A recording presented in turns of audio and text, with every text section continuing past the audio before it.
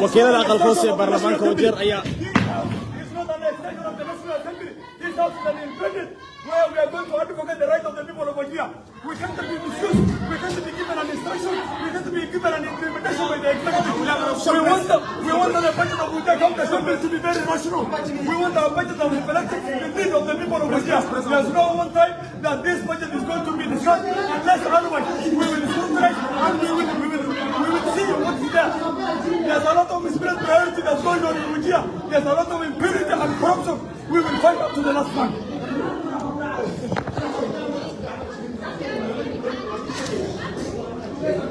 There will be no budget. Press, banank.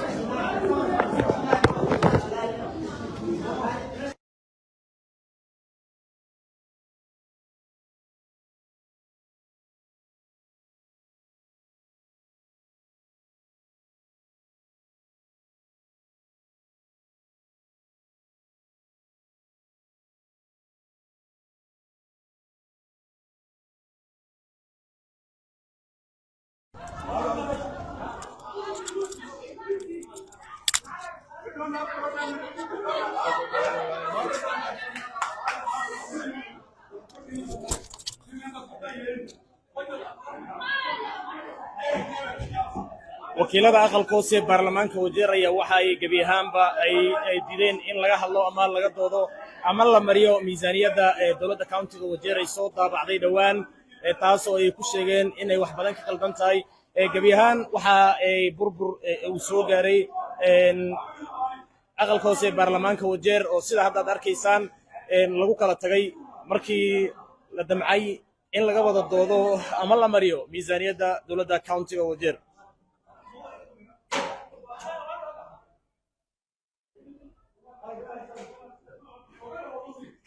Bora.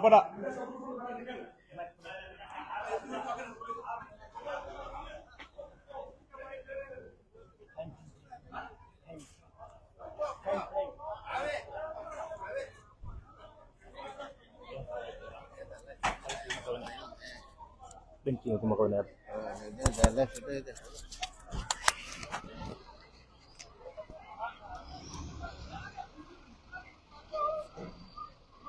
عجبي هل وصل تجي أقل قصة برلمان كوجير وها بنانكا ودتاجن مدنياش على قصة كلا دورتي ديجاندا اسمه الكوجير سيدا دركي سانساكا وحلو بعض السنة إلا مرسيو ميزانية دا دولة دا أقل قصة أنا راه دولة اسمه الكوجير أقل قصة برلمانكا وحكد عي السوق عنقادين مدنياش أقل قصة برلمان كوجير Angko ya. Mid angko ya. Waka. Angko mistake. The county assembly should be rational, where we see the interest of the people in the budget. This budget was just, created by the executive without considering the input of the house. This budget has violated the standing order. Immediately a budget is laid in the floor of the house, it's supposed to be committed to the sectoral committee. Where you give it immediately af Soomaaliyan ku hadla walaalayaal dadweynaha reer wajeer halka waxa uu ilaamana budgetka inaas budget beer corrupt yahay waa la isku gafi waa la isku dagaali waxaan u joognaa saaki shaqo la qabtay oo la dhameeyo 47 milyan hadana la geli ماشي ما أردت دام سايد كوا وأنا فين سجري أفرتني تلوم من لبجت كجرته لعكت أسبوع كومن سبحان الله وريني بس يجري ما كي كتب أنا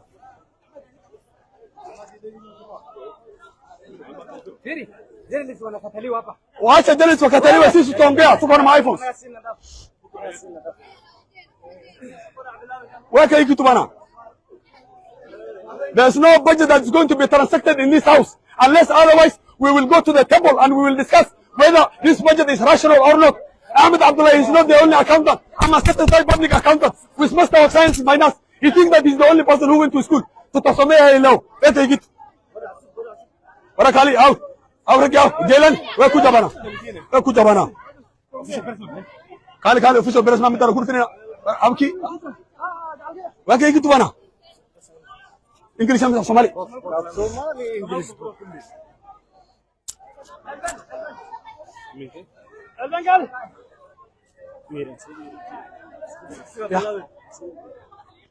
ولا فرح ولا سالمو ولا وانا فاينين كلها طبعا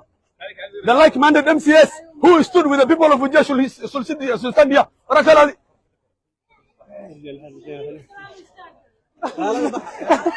وافن ترو ولا شيء وافن ترو هذا كنت تينايا مين تتيا ماما انا كبناني بنا I'm not a man who can be compromised أصلا كبلا ولا ليال في وجر أنا مقعي وحلي هذا إبراهيم حسين عبدي وأنا MCA وقلا أدوازا MCA وقلا جنيور يوون بجت 2024 أنا ولا كاري حتى ساكي ووجد وريه بناك لو حري حوغ لو استعمالها يا برجع أنا حوغ لو مري وأنا وهر ما سنة بجت كولا يا الوحوايا بجت كي كولا ماندة النولا كاري لعب وحجر تسجل بقولون مليون أو أكاونت كنجر تقول لي استعمالين أيا بجت كان ساكن لو صدري بجت كي ماندة النولا كان وكم غناي جافنا لعقتان وصهرته مركا أكاونت كنجر تسجل بقولكم أنا وعن كيما الملا سجل بقولون مليون وعن كيما الوكيل جنيور يوون لحمة قال أيوة أنت صوص بتال دولنا كيا سجل بقولون مليون دولار استعمال ساكن بجت لو صدري ومثل البادي وحجرة بروجكتيال فربنا وحجرة بروجكتيال فربنا أو لعطوه لقاتي أو لقاتي هذا كجرو وحكي كوه مشان للاي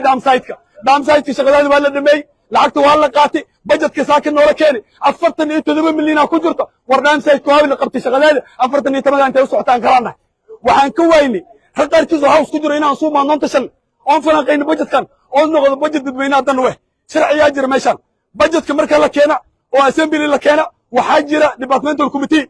يلكل دون عياجرة كوميتي والبناء بجت كذا قادته أو وزير كذا اللي فدي ستة أصلا قدام مكان بجت دوينات دنوه اللي حاجاتي وحي مدعين شالي واركتن دتي الله يفتح لها بابليك با سبيشال مالول با لغو سوفيجي ولا يالو بجت كان الا لسكيغي ماده لفديستوا سبحان الله جوجو بجت كان ولا كيني و4 بليون 600 مليون واي راوجارو لعتي ايده 900 مليون استعملنا تال ان سويديني وحن كويني ورميقاد بهل دكو اوميهن مقام شي مولا لقدا سبحان الله جوجو توان بهل كلا حكو جرت 4 بليون 4 بليون 600 مليون اي بجت كنتي aan iskugu imaan ilaa waa ilaa laga hagaajina budget dadweynaha dan leh Assalamu alaykum wa rahmatullahi wa barakatuh My name is Ibrahim Hussein Abdi MCF wa Gala Gunyure A very unfortunate incident has happened in the Wajir County Assembly today whereby the executive the budget that the executive committed to the house is not rational We wanted the members of the house to dissect the budget to see whether this budget is rational or not As we speak today the budget is not reflecting the need of the people We have gone through department by department. We have analyzed department by department. And we have seen that the interest of the people is not there. Immediately a budget is laid to the House, it is committed to the budget committee. And the budget committee will engage the sectoral committee or the departmental committee. Every department should take the budget to the respective department so that we engage the department so that we see whether the need or the plight of the people are captured in the budget. All those processes were not there. So I want to tell the executive that this is not an extension of the executive. This is an independent assembly where we will advocate for the right of the people. This house cannot be micromanaged by an executive. We are the people who are elected by the electorate who are very poor. We will stand and we will fight for the right of the people. Unless otherwise, we will come to the drawing board and agree on the contentious issues in the budget. There's no budget that is going to be transacted or any other business will not be transacted in this house. Thank you so much. mudanayaal tiro badan oo laga soo doortay deegaanada oo manaha uu ka jiro deegaanada daawalaanta looga cabanayo iyo dadka bulshada baahiyaha gaarka ah qaba deegaanada ay ka soo jeedaan waxaa jiro rag iyo gabdho laga soo doortay maxay tahay waxyaabaha idinka aad arkaysiin oo ay ayaga arki leeyihiin wallahi si horta nin walba fikradiis waayo dadka maarad waa kala galad shantan farood ilaahay ma simin walaalayaal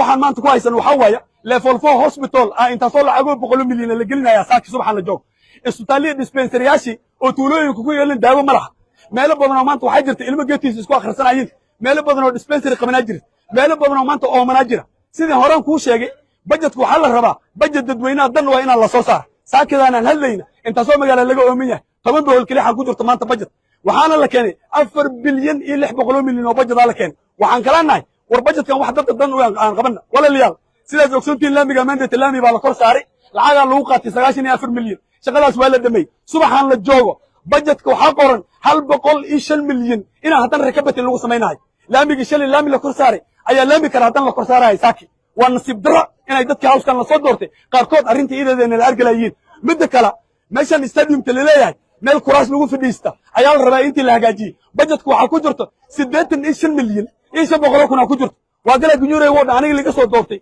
6 magaalo iga ooman halkii mashiinta ahay 5 milyan kala ayo baahanta 30 milyan maanta waa galay dalkay on waa ka baxayn dadka masaakiinta meesha la dhilay dadka maxaa u daran waxay noqotay meel lagu adeegsanaa dad yar ay maaragtay contract ku qaadanayeen oo laga xamaalna waa mid labaad waa wiilashan walaalahay ee dambe mid labaad wajeer maanta qandaraasa ka socod war waxaan oo qandaraas ya dhisay dadka contractors wajeer ma dhisayaan wax kale kuri iska dhaaf dadka hadoo commander koodo as wajeer ku qornayna qandaraas la siinaya isbitaalkan weyn waa dhimaan leeyahay 1 bilyan oo lacag la geli budgetkan saaka isku dagaalahayn 229 milyan ku jirto industrial bagal dhisaya 600 milyan la geli war ilaahay kugu dhaari ummadii masaakiintooda soo doorto oo halkan nagu sugays oo ooman oo dispensary la yaa u maqan ani Ibrahim Xuseynaya Ahmed Abdullahi Gafana if you think that is the only person who went to school and studied finance I'm a certified public accountant with Bachelor of Commerce and now pursuing Master of Science in Finance حاجي تابل كان سكول ما أنت تدوينا رنتا وشاينا كل سكول المكين هذا أصير accountant ده ويل accountant واكن ويل كلام معلم واكن ويل engineer واكن accountant واكمنا professional علينا تابل كان سكول ما أنت وامد الله تدوينا وعلى الرأي أنت لو تأفتل لك سوقار وصل دامنا أفتل لك سوقار هذا بجت كل وقر ساكي وحنسيب درة ويلش وزيرها هاي EBS يالكاي أي أنا نوع ما هاي أو ورسنا هاي كوبي أو بجرس أي ورساين waxay ku tusini meeshii la rabay ayaga budget need assessment wax la marka la qaado dadweynaha baahidood la qaado in la soo qoro oo budget loo fidis oo budget la qoraayo subaxan 3 nin oo county ka shaqeeyni ayaa Nairobi ama qolina isku xiraan budget la hagaajinayo ma ogolin 2 sano ka mislan Ahmed Abdullahi sanadku hor abaara jiri waxa jiri maarta arrimo koodkini waa u raan reebni budgetkooda maadaama abaari jiri sidii idan fara ugu qani maamulkaas aanu dayni kii labaad isku imaanay maamulkan u dayni war ama asraasta hadlay waxba kama soo socdaan runta isu sheegayna nin baqan mi aniga walaalayaan warku ku wareejina wassalaamu calaykum every constituency iska fakado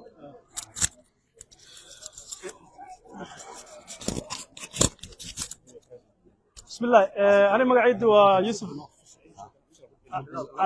Yusuf Xasan Ahmed oo kuma cadday Turkiga MCA la soo doortay Dela Anole waxa jirta oo nasiib xumo ah budget maanta noola keenay waxa way budgetka oo danta community ay ku jirto maaha ama dadka shacabka ay ku jirto maaha maxaa yeelay anaga ninkaanayta waxaan isku gafnay on budgetkan aan u aragnay inaan celino waxaan dhahnay meeshan waa 30 words dhaqaalihi ha gaara dhaqaalihi words ha gaaran dhahnay waa naga diiday dhaqaalihi waxa isku socdaa 4 mile radius magaalada afarteeda inaas dhaqaalihi ka tahay waa diiday hadday tahay biyo isha ceeldur day kaamilad waagsada kiisi oo ceelisu dura hadday tahay dhismo waxa laga keenaa hadawaaga Nairobi yeel dadkii hadday tahay Ben bill in wax la bixiyo matrikeen lacagti Ben bill on budget mareyn 2 sano soo dhaafnay waa 1 billion financial yaag hore 500 ku darnay mid had soo socotay 500 ku darnay 1 billion ki maxaan leen reewajeer Ben bill kala siiyo ilaa amkan qabray wajeer bark Ben bill siiyo male waa u tagnay waxaan codsanay kambaniyalka isku bixi dadkii asiilay reewajeeriin no keenanaan ilaa amkan waa kala nahay waa garsoma mid kale waxa soo heeray dhaqaalihi kala waxaan dhahnay budgetka itemize la soo dhigo itemize hala soo dhigo wordku wixii gala 1 by 1 lacag waxa itemize waxa lacagtini maarta meel kasto ay galaysa la sheega wordkeeda amal deela inta soo meelood oo barka biyo dhaminaya jira waxaan dhahnay ceelashaasayta waxa lagu daray equipment ninkii ma ogolo wixii kulli waxaas ka dhigi walaa oo maarta mugdi ku jiro si aad asaga u qaataas rabaa ama ninkiis rabaa u sii anagu waxaan u doodahaynaa bilcaanta maamada joogta godomo oo wajeer geeskeeda imid sabuuli joogta u doodahayna maxaa yeelay haddii baalkan itemite laga dhiga oo woodkan wixii gala ay qoriyiin adiga waxaan nahay dadaa kusoo doortay bilcaama kusoo doortay odayaala kusoo doortay ninkiis rabta sii laakiin lacagta dhulka ha tagta lacagta dhulki ha tagta waa nagula diiday meeshaan annaga dadkii wixii soo doortay inay qoraha u istaageen annaka waay axmed cabdullaahi 2 sano aan budget u marin idoo buuq iyo qayli aa jirin oon leheni war ninkaanayta aan leheni waxaa waaye dadka unbaas arki doonaa waa isbedeli doonaa aan leheni wax isbedelo saaki meesha soo socdo ma lah waxaan reer wajeer u sheegaynaa nairobi waxay ka dhacday aragteen madaxweynihii dowladda dhisneeda arteenaaba tag tashadiyaa amaarta waxaan rabnaa inaan la soo baxa xaqiina dhacsataan dadkaas weliba beeni biil ka maqan yahay wax in soo socdo ma laha dadkii kale oo axmed baashi doqon la dhaha geeda doqon la dhaha waxaa la dhahay waa lagu dilaa udaab yaraysataa waa lagu dilaa udaab yaraysataa annaga wax noo dambeeya ma laha baajidaan marinaynana ma laha oon isku imaadaynana ma laha ilaa oo interestada woodka ay miiska isku imaad oon ka tashan السلام عليكم ورحمه الله وبركاته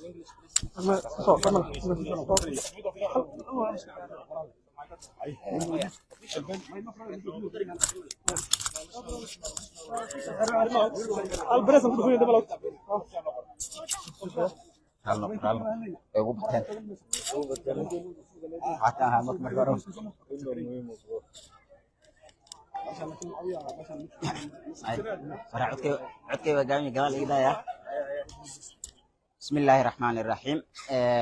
magacaygu waa cabdi maxamed cabdi waxaan ka imaaday warka ibraahim uray MCA-geeda ayaan nahay maanta arinta meeshan ka dhacday arrin aad u nasiib daran waaye taqriiban bil iyo ka badan ayaanu u tixreebaynay inay arrintan camal aysan dhicin waxaan la fariisanay gabanaha muddo dheer intaasoo jeer aan la fariisanay waxaanu ku dhahnay walaalow labada sano la soo dhaafay intaanu in sabri karno waa in sabarnay dowladda waxaa ku furnaa buuqyo badan waxaan ku dhahnay maadaama sanadka saddexaad budgetkeeda hadda la hagaajinayo waxaanu kaa codsanaynaa in dadweynaha dantiisi laga arko budgetka ayaanu ku codsanay wuxuu nagu yiraahday 600 milyan bisan in haya anaguna waxaan ku dhahnay 600 milyan wajeer 4 bilyan iyo waxa development 4 bilyan iyo 800 milyan development 600 milyan maxaa ku soo reeb ayaanu ku weydiinay markaan alxasil wuxuu noo muuqday nin aanan diyaar u ahayn in oo dadkii dadweynaha dantooda inuu ka fiiriyo uu maslax u ka fiiriyo inuusan ahayn MCA-yada dadka inay fahmaan rabaa waxay meesha u joogaan inay u doodaan ayaga wuxuu MCA-ga woodku u doodaa hadday imaad dadweynaha waxbaa gaaray dhibka maanta na haysto oo wajeer haysta waxay tahay wixii dhan waxaa lagu soo reebay afar meelka gudihiisa ayaa lagu soo reebay markan tii waxay keentay MCA-yada qaar ka mid ah in ay wixii ayaga ay ka doonaan lahayn ninkaas ay dhulka dhigaan ay dadweynaha dantooda ay u ordaan waxaan ku codsanayaa dadweynaha nin walba nin buu soo doortay culays ha saaraan qofka ay soo doorteen si dadweynaha dantooda loo helo mithaal ibraahim uray war sanadka hadda la soo dhaafay 3 project ama 4 project ka tagtay 4 project iyo intaasoo magaalo ibraahim uray isku taalo isma keenayso qofka kale waxaa laga yaabaa inuu dhahanayo ninkan anaga wuxuu noo soo aaday ilaa meesha anada wuxuu u imaanay ilaa anagana tabartaanada wixii meesha imaanay aysan iskeenaynin waxaanu ka codsanaynaa dadweynaha in koow dadka ay soo doorteen ay la soo xisaabtamaan ee dhahaan waxaad wad walba qofkii ay soo doortaan in la xisaabtamaan waa mid labaad dadka biil ka maqan tahay dadweynaha kale oo maskaxdooda ka shaqaysiin kara wax in maqan ma laha haddaadan xisaabtamin aad ninkan la xisaabtami waysin idinka in jirta midda waa midda saddexaad gabanaha waxaan leeyahay in badan baan ku talabiraynay haddana weli waxaan ku fidinaynaa gool waxaanu ku leenahay waxaad soo fiirisaa dadka dantaada kaliya fiirin dadka dadweynahana fiir waan ku leenahay waxaanu ku leenahay soo xisaabtan anaga waxaan rabnaa waa xisaabtan waxaan rabnaa waxa way dadweynaha dantiisa haddaan ka aragnay waxaan dagaal ku hayno malaha budgetkan waan u marinaynaa laakiin intay dadka ay seetaan tahay anaga waxaan diyaar u nahanay in budgetkan meel u soo marin assalaamu calaykum warahmatullahi wabarakatuh MCA-da waxaa lagu dhaliilayaa in dan gaar ah ay ka wataan sida gaar ahaan inay codsadeen in loo kordhiyo wordayska dhaliishaasi maxaad ku jawaabaysaa in ku aadan inaad dantiina u jeedin taa ayada waa been iyo kosalgaar maxaa la rabaa in MCA-da dadka la tuso ayaa la rabaa dadweynaha in MCA-da lagu kicil rabaa mithaal waxaa la imaan warqada soo baxday waxaa la MCA-da budget waxaa loo geeyay bisha afraad ilaa had way haystaan been ahayd bisha shanaad amaadkeeda la keenay oo bishii la xadaa oo hadda dhaweey dhamaatay nimankan budget way haysanayaan ilaa xilib u dambeeyay markay boobsiisa la rabo bay arkos dadka soo gelinayaan si waxba loo fiirnay taa ayada waxa waay in loo kiciyaa la rabaa MCA-yada MCA-ga haddii hataa uu u qaylay board base inuu la kordhiyo dadweynaha bay u tagaysaa wax weyn oo hadda MCA-ga jabkiis ku soo laabana ma aha saasaan ka qabnaa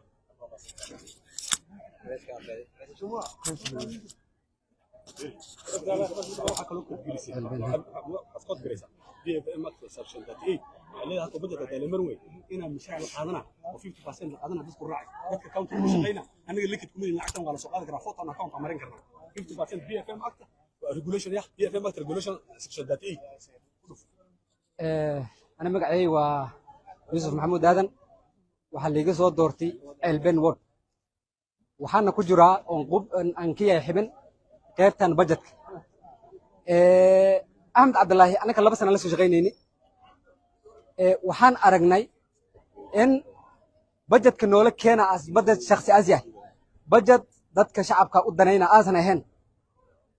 وحنا اللي يسكو فهمي إن وجير أفر ميل كده كله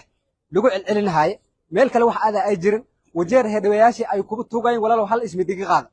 ما هي الواحد كجدنا ما بلها وحد عادي إن ما هننتي بجت كوري هاد الحدود اللي ديس هاي قوري لقى ديس هاي ستالك سبتالك هل بلين كبدنا مرهايا أسيم بلين لح بقولون بلين كبدنا مرهايا ماشي إن شاء الله ما ترى تركب تنال مري سقاشن الشيء مليون اللي ما أنت هدنا لعتي إذا هدنا بقول لي شيء أكون جرت هدنا كي هرا هدنا ما أنت بحجرته لا بقي 8 مليون ودارو ما هلا كاني 4 مليون إلا بقولون مليون الديفلوبمنت هاد 4 بليون وكوميتد لح بقولون مليون كله على ده هي ماشان بجت كان لوكين ولا ده هي بلقي لح بقولون مليون وجر له هيا وجر لح بقولون مليون انت هيك جاريسا وحق لو سوغاتا لا بقي 8 مليون او مانين دويته MCAs كلا سيماهاني اني هل كلا اي تجنبا شعبك waxay ogaadaan anaka in la soo doortay in la eedamaha anaka waxa way waxa dhacday in markay MCAs ka tahay wax dhahaan in odayaal noo soo dira anaka sharciyaan u leenahay inaan badadkan falanqeyna sida ay tahay aan aragna maalin dhaweeta county secretary wuxuu ugu naxiyay executive wuxuu ugu naxiyay dadka shacabka ama dadka shaqaalaha waxa saray in aan salary aan la helin ama mushaaraad waxa jira BFM act waxay sheegi section 35 in haddii budgetka la marin waayo in 50% of the recurrent la soo qaado dadka mushaaraad la siina dadka aan laga naxinin dadka wada akhristeen waay shacabka waxaan sheegay aniga waa la ilbaxay xaqiina u doodo dadka aska maqan yahay wajeer waa laga wada saxay imbiiska waa ka saxdeen sanadkaaga waa ka saxday wumreeb waa ka saxatay annakii waan soo kacnay waxaa dhacday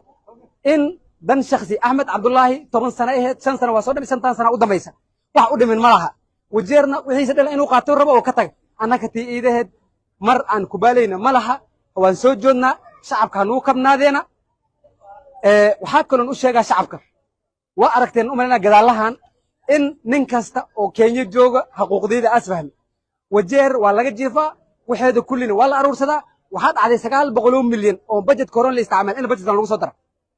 ilaa kaada ka cabsay 900 wajeer maanta baahideeda waa aragtay 900 milyan ana markii la isticmaal supplementary loo keenay bahalkii migi public participation oo la soo fiijin aadi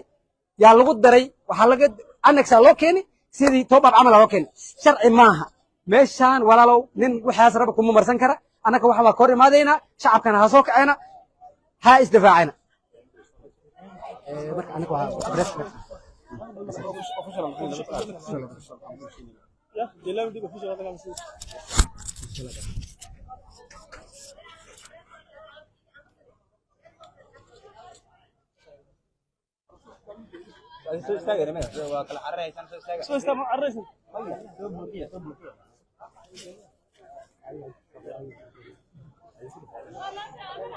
So this is press statement regarding official press statement regarding the 2024-2025 budget.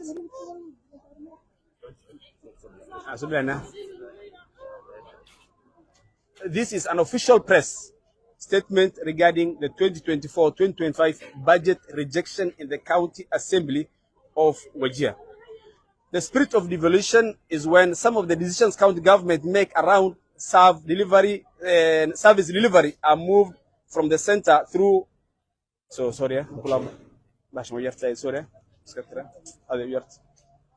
just a minute. بعدنا فريسنا فأنا لكن okay. So this official press statement regarding the financial year 2024-2025. This morning, the County Assembly of Wajir has rejected the budget for 2024-2025. And now the team that rejected the county budget unanimously agreed that the county government makes around service delivery a move. What the fuck? Sorry. This is a press statement regarding the financial year 2024-2025 budget. The spirit of devolution is when some of the decisions county government makes around service delivery are moved from the center and brought closer to the community it intends to serve. The object of devolution is to enhance checks and balances and the separation of power. Wajir County has reduced to the 4-mile radius within Wajir municipality, and this is a big letdown for those community who were promised the restoration of hope by the governor of Wajir during the campaigns. The 2010 constitution is very clear. It states that all sovereign powers belong to the people of Kenya, and citizens may exercise this power either directly or brought their democratically elected representative at national and county level. The county assembly is the center of this sovereign power at the county level. Since elected to office in 2022, the county assembly of Wajir approved close to 24 billion budget for 2 financial years. Not more than 600 million went to the grassroots. 23.4 billion was misappropriated within Wajir town. Not a single time was the annual financial report tabled in the assembly in line with the standing orders and the PFM Act. The assembly is supposed to promote democratic and accountable exercise of power, and in line with this, we want to tell the public that the assembly rejected the budget on the following grounds. 1. There was no proper public participation, and where it happened, public views were never incorporated to the budget that was tabled. And in some places, they were chased away. Lehele, Alur, Tula, and so many other Tarbach, Wajir East, all these people, you have had their views on this. The fiscal strategy paper was never committed to the sectoral committees as required by the standing orders. And this makes the budget illegal. The comments from the sectoral committees to amend some of the sections of the budget were not incorporated. Once this budget is tabled, is now committed to the sectoral committees, this was not incorporated again. The cost of projects are significantly higher than the actual cost. For instance, Wajir Referral Hospital is getting closer to 1 billion. The new assembly is incomplete, and already 600 has been spent. Level 4 hospitals at sub-counties, dams, office of the governor, among others, where the prices have been skyrocketed. Development programs are not allocated based on needs, but on where the government can have good kickbacks. The county government act mandates equitable resource sharing within a county and demands county planning that promotes this. Centralized procurement process. The CCOs, that's chief officers, who are accounting officers, have no powers to work independently. They have been intimidated and blackmailed with 6 months contract, making some to resign. Huge pending bills, which the government is not ready to settle. In conclusion, it's embarrassing for the Vice Chair of Council of Governors to portray such bad leadership. It is a warning to the Office of the Governor to give utmost respect to the independence of the Assembly and work on how to fast-track the payment of pending bills and correct exaggerated cost of projects in the budget. The honeymoon with the Assembly is over. Thank you.